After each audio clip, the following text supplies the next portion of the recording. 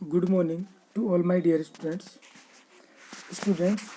हम क्लास 8 में चैप्टर 5 का समिट विद इन को रीड कर रहे थे, जिसके हमने 2 क्लासेज में पढ़ ली हैं। तो आज की क्लास में इस चैप्टर को आगे बढ़ाते हैं और देखते हैं कि जो इसका जो राइटर है उसके एक एवरेस्ट पे चढ़ने के जो व्यूज हैं वो और क्या क्या है, उनके जो पर्सनल आंसर्स थे वो क्या है। तो मेजर HBS एलेवालिया है, वो आगे कहते हैं once having granted this. Grant means वैसे प्राप्त करना होता, बट यहाँ पर इसका अर्थ होगा एक्सेप्ट करना, स्वीकार करना। वंस हैविंग ग्रांटेड इट, एक बार इसको स्वीकारने के बाद, जब एक बार इसको स्वीकार लेते हैं, द क्वेश्चन रिमेन्स, तो एक जो क्वेश्चन है वो अभी भी शेष रह जाता है, रिमेन्स रह जाता है। वाई एवरेस्ट, एवरेस्ट ही क्यों, कि लोग एवरेस्ट पे क्यों चढ़ते हैं, इस पर चढ़कर ही वो विजय का एहसास क्यों करते हैं। क्योंकि दुनिया में ऐसी बहुत सारी और भी माउंटेन्स हैं जिनको लोग चढ़ सकते हैं, बट जब वो लोग उन पे चढ़ते हैं तो उनके जीवन में कोई परिवर्तन महसूस नहीं होता। बट जब एक व्यक्ति एवरेस्ट पे चढ़ता है तो उसको बहुत सारे प्राइजेज मिलते हैं। तो इसी कारण से कहा कि लोग माउंटेन्स को क्यों ऐसा मीडियम मानते हैं, माध्यम मानते हैं। Because it is the highest, केवल इसलिए कि ये सबसे ऊंचा है। द माइटीएस्ट, ये सबसे ज़्यादा सर्वशक्तिशाली है। And has डिफाइड many previous attempts, या फिर इसने ऐसे बहुत सारे प्रयासों को, प्रीवियस अटेम्प्ट्स अर्थात ऐसे बहुत किए गए प्रयासों को डिफाइड किया। डिफाइड मीन्स हराया है, अर्थात वे लोग जिन्होंने माउंटेन पे चढ़ने की कोशिश की, माउंट एवरेस्ट पे, वे लोग थे वो ऐसा नहीं कर पाए। उन लोगों को इस जो माउंटेन है उसने क्या करते, डिफाइड कर दिया। ये जो बात है, it takes the last ounce of one's energy, अर्थात एक जो व्यक्ति होता है उसके शरीर की जो एनर्जी होता है उसका आउंस अर्थात जो अंतिम जो तिनका होता है उसको भी क्या कर लेता है, ले लेता है।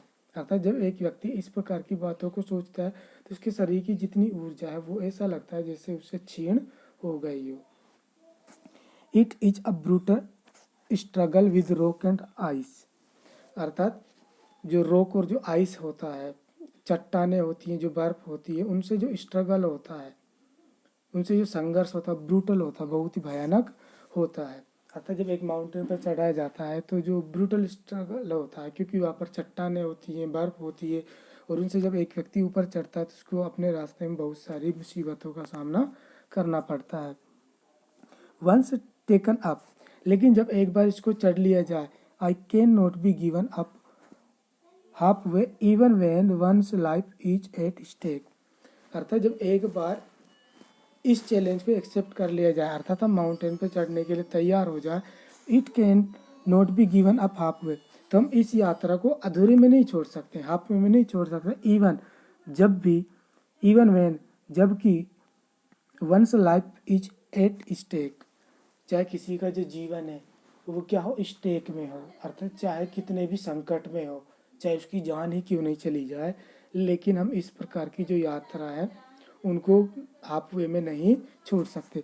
The passage back is as difficult as the passage onward, passage back अर्थात वापस आने का जो रास्ता है, इज एज डिफिकल्ट, वो उतना ही कठिन होता है, एज द पैसेज ऑनवर्ड, जितना कि ऊपर जाने का रास्ता होता है। जब हम इस यात्रा को स्टार्ट कर लेते हैं और जब हम इसके हाफ वे में चले जाते हैं, वहाँ से हम सोचे कि नहीं, हम अपनी आगे की यात्रा को शुरू और मतलब कंटिन्यू नहीं रख सकते, और हमारे मन में वापसी आने के, पैसेज बैक आने के ख्याल मन में आने लगते हैं। तो जब हम देखते हैं कि वापस जाने का रास्ता है वो भी उतना ही कठिन है जितना कि ऊपर जाने का रास्ता है, और जब हमको दोनों रास्ते एक जैसे लगेंगे तो मानव की एक प्रकृति होती है कि उसको जो मुसीबतों को पर विजय प्राप्त करने में क्या खुशी मिलती है, तो वो सोचता है क्यों ना वापस जाने से अच्छा है कि हम ऊपर ही जाएं, अर्थात अपने कार्य को करते रहें।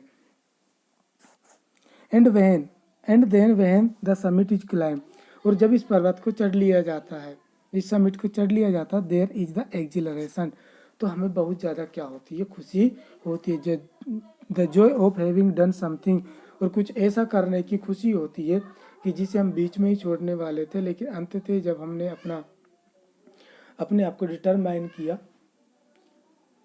विल पावर रखी, तो हम उस कार्य को कर पाए। The sense of a battle fort and one, और इस प्रकार की अनुभूति होती है, सेंस होता है कि हमने किसी युद्ध को लड़ा और हमने उस युद्ध को जीत लिया। जिस प्रकार से हम किसी भी मैच को या किसी भी युद्ध या कोई भी लड़ाई होती है, जब हम उसको लड़ते हैं और हम उसमें विजय प्राप्त कर लेते हैं तो हमें कितनी खुशी होती है। इस प्रकार की जो खुशी है वो हमारे मन में आने लग जाती है। There is a feeling of victory and of happiness, और खुशी और विजय की जो भावना है वो हमारे मन के अंदर आने लगती है। Glimpsing a peek in the distance, थोड़ी सी दूर से जब हम एक पीक को देखते हैं, I get transported to another world, अर्थात जो इसके जो राइटर है वो कहते हैं कि जब मैं थोड़ी दूर से इस पीक को देखता हूँ, इन चोटियों को देखता हूँ, I get transported to another world, तो मुझे ऐसा लगता है कि जैसे मैं किसी दूसरे संसार में चला गया हूँ। I experience A change with in my self, और मुझे अपने आप में कुछ परिवर्तन महसूस होते हैं। मैं अपने आप को मानता हूँ कि जैसे मेरे अंदर कुछ क्या आ रहा है, परिवर्तन आ रहे हैं। Which can only be called mystical, और ऐसे जो परिवर्तन है उनको केवल मैं क्या बोल सकता हूँ, आध्यात्मिक बोल सकता हूँ। माइस्टिकल मीन्स क्या होता है बेटा, स्पिरिचुअल। स्पिरिचुअल मीन्स क्या होता है, आध्यात्मिक। बाय इट्स ब्यूटी, इसकी जो सुंदरता होती है, अलूपनेस, इसकी जो सुंदरता, इसकी जो अलूपनेस, अलूपनेस का मतलब क्या होता है बच्चों, इनकी जो पृथकता है, अर्थात जो हमको ये अलग अलग दिखते हैं। एंड रगिडनेस, और इनका जो ऊंचा नीचा जो स्वरूप है, ये जो सारी चीज़ें हैं। And the difficulties encountered on the way, और वे जो डिफ़िकल्टीज हैं जिनको रास्ते में क्या किया जाता है, सामना किया जाता है। The peak draws me to it, तो यही जो बातें हैं, ये जो बातें हैं, वो जो पीक है वो हमें अपनी ओर क्या करती है, ड्रा करती है। ड्रा मीन्स खींचती है। एज एवरेस्ट डिड, जैसा कि एवरेस्ट ने भी किया। जब मैंने एवरेस्ट को देखा तो मुझे ऐसा लगा कि जैसे मुझे क्या कर रहे, चैलेंज कर रहे कि मुझ पे चढ़ के दिखाओ। और जब मैंने अपने मनोबल को बढ़ाया और मैंने इस बात को ठान लिया कि हाँ मैं ऐसा करूँगा, तो मैंने इस कार्य को कर लिया। तो इसी प्रकार से जैसे बच्चों हम जीवन में कोई भी ऐसे कदम उठाते हैं कि नहीं मुझे तो पढ़ लिख कर एक अच्छा इंसान बनना है, मुझे सारी गंदी बातों को छोड़कर एक अच्छे अस्तित्व में लाना है, तो हम कर सकते हैं। बट उसके लिए आपकी विल पावर होनी चाहिए, है ना। हमको रास्ते में आने वाली जो मुसीबतें हैं उनसे घबराना नहीं चाहिए और उनका कोई ना कोई समाधान निकाल लेना चाहिए, ताकि हम अपने जीवन में आगे बढ़ सकें।